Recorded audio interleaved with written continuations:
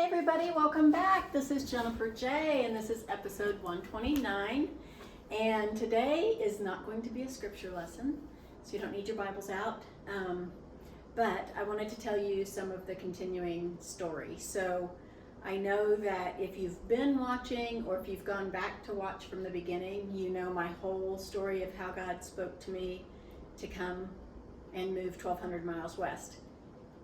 If you haven't, I would welcome you to go back and start at the beginning and just hear all the miraculous things God did. But if you have watched them, and I know a lot of you have, then you know that there was just thing after thing after thing after thing after thing for so long that he just kept beating it into me. And so I have learned to pay attention to when I see things repeatedly or hear things repeatedly, to watch for what God's doing. And because that's just how, one of the ways he speaks to me. So right before I went to Colorado to the regathering event in July of 23, in my prayer time, I clearly heard God say Africa. It was just Africa. Period, the end, that's all. He didn't say anything else, just Africa. And I thought, okay, Africa. I'm not sure what that means, but okay, so I wrote it down. And then I went to regathering. So this was a couple days before I went. When I got to regathering, which was in Colorado, the first person I talked to was telling a story, and I was listening. There were several of us there, but her story was about a mission trip she took to Kenya. So, my antenna went up. That's Africa. And then I met the regional director of North America for our East-West Ministries over Africa. Okay, there it is again. Then I went to find the general store because I heard there was a place you could buy snacks and drinks and whatever, they had a coffee shop down there. And so I thought, I'll go down, see if I can find it. I didn't have any roommates. I was in the room by myself, and so I didn't really have anybody to really hang out with, and I thought I'll just go walk around, see what I can find. It's nestled in the Rocky Mountain National Park, and so it's gorgeous, and I love being outside anyway. So I go and find it, and I'm just kind of meandering around the store. I don't really want to buy anything. I'm just kind of looking at what they have. And I happened to pick up this bookmark, and they were free. There was a bunch of them. And it was talking about the books that were just above it that were for sale, and that proceeds from the sale of the books went to support African children's ministries. So I kept the bookmark. I went, okay. And then I'm walking to dinner that same night, and I'm kind of walking down the sidewalk this way towards the door, and there's somebody walking this way towards the door, and we kind of meet, and we're standing in line together. So I introduce myself, and he introduces himself, and I ask him what he does for East West, and he said he's a missionary to Africa. Of course you are. So he said, why? Why do you laugh? Has God been talking to you about Africa? And no, he didn't say, has God been talking? He said, has everybody been talking to you about Africa? And I said, yes. And he said, God's calling you to go. And I said, okay. He said, you need to meet my wife. And so I did. And he said, you need to talk to Laura, which I did.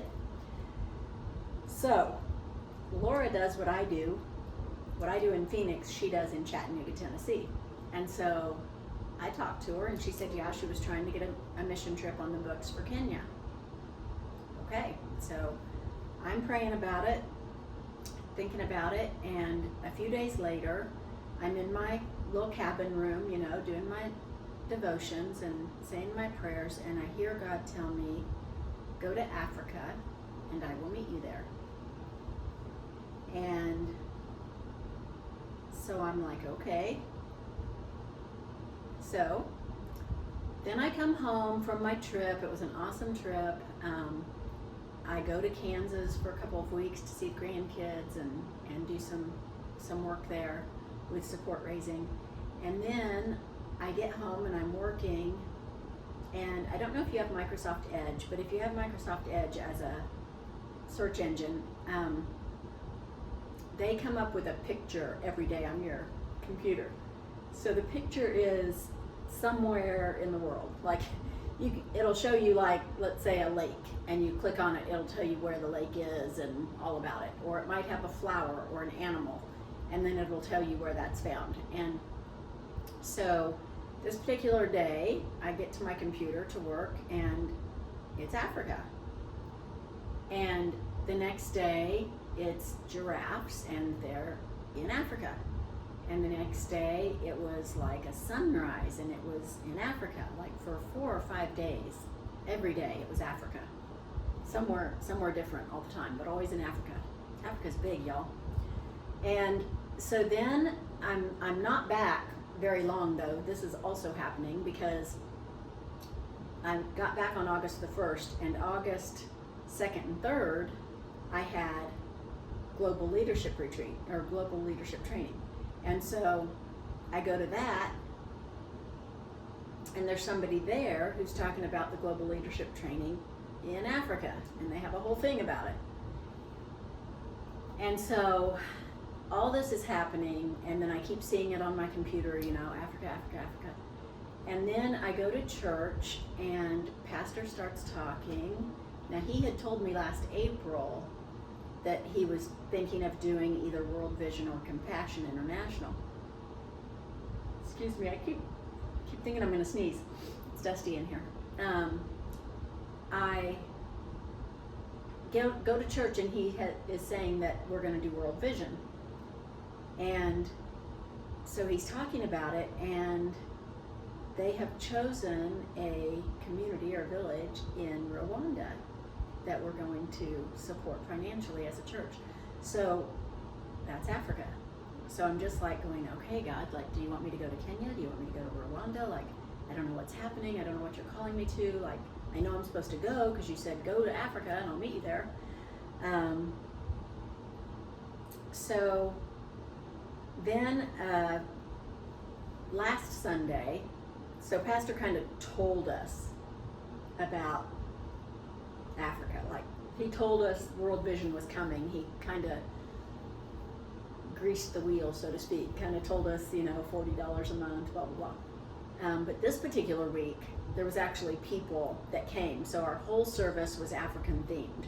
So he even joked that our backdrop was, the Lion King, and it really did kind of look like it. But they had African dancers, authentic African dancers there. It was amazing. And then the person that spoke had a lot to say about the village and what we would be doing and how we would be helping and how our money would help the whole village, not just a particular child. And so as I'm staying to help because I'm helping take pictures. So instead of, you maybe have seen where, there's an event and there's all kinds of kids' pictures out, and you go and pick your child, and then you start sponsoring them.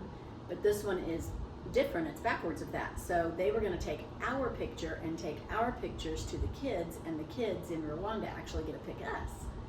So it's called Choosing Sunday, and so we had an event where we were going to take their pictures, and I volunteered to help with the event. So I was there helping take pictures and whatever on Saturday. No, I had training on Saturday. I did it on Sunday. And then I was staying to help with the next service because they weren't sure if they had enough people. And I told them I could stay.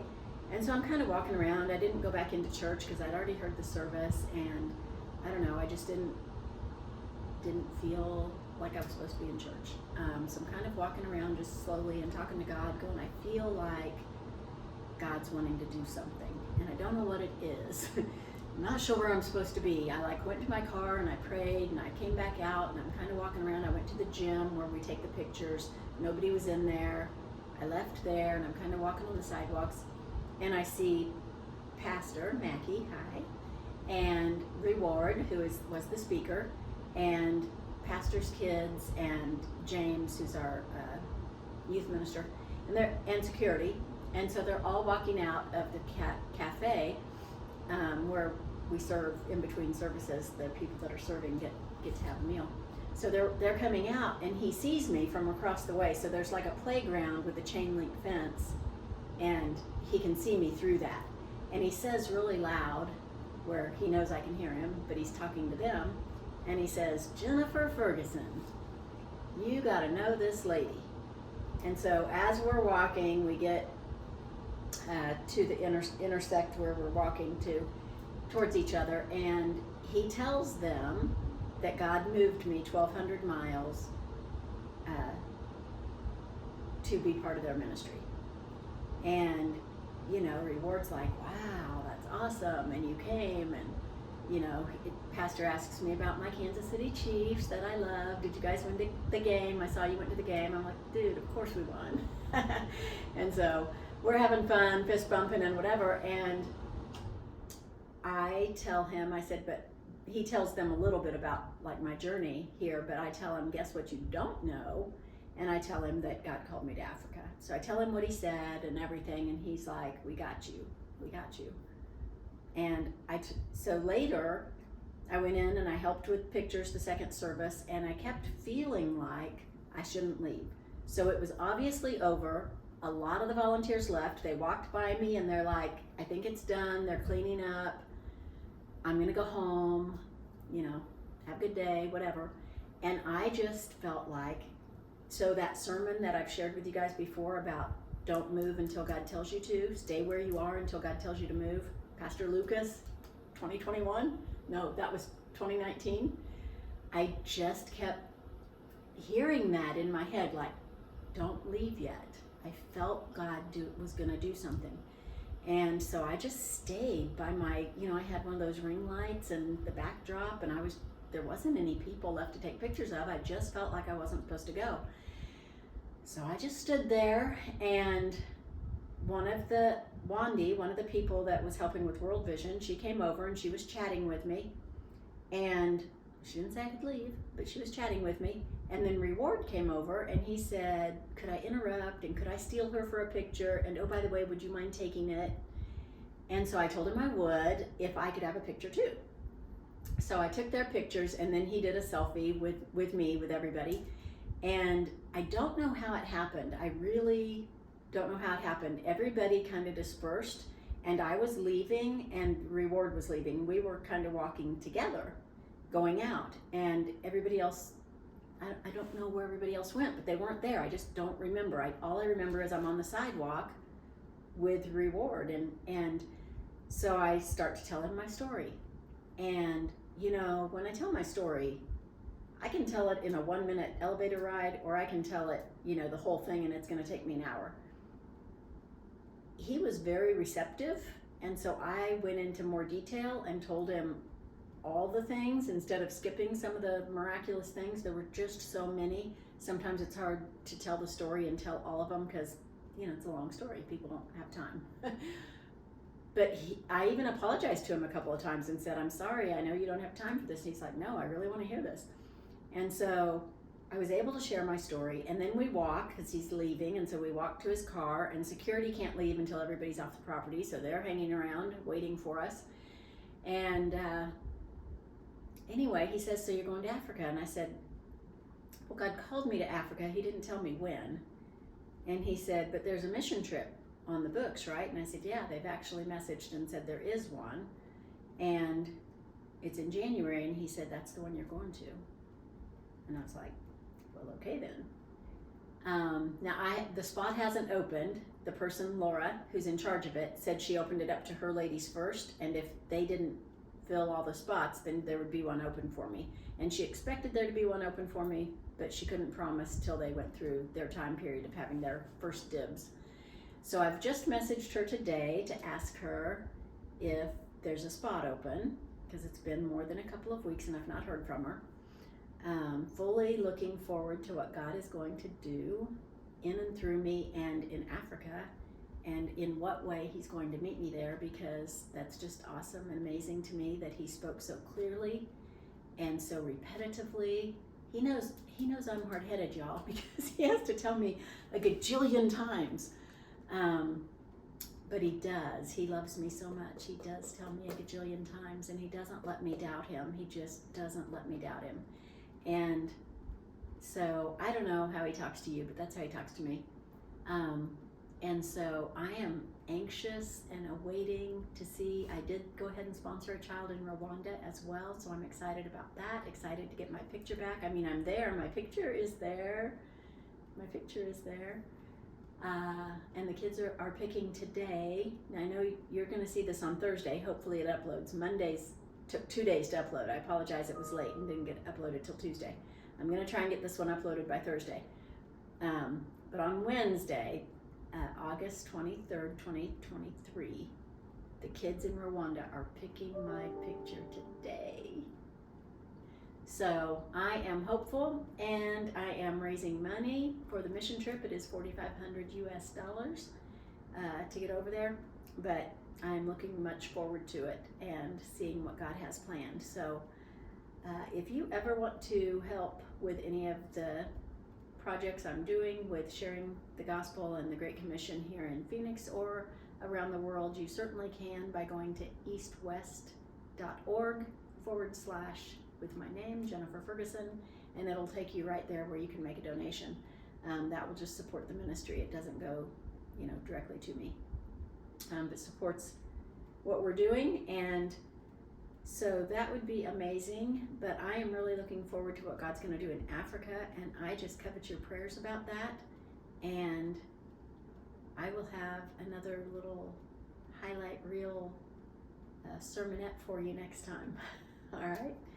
You guys, let me know what God's doing in your life. I would love to keep up with you as well. Let me know, and I'll look forward to hearing from you. Bye-bye.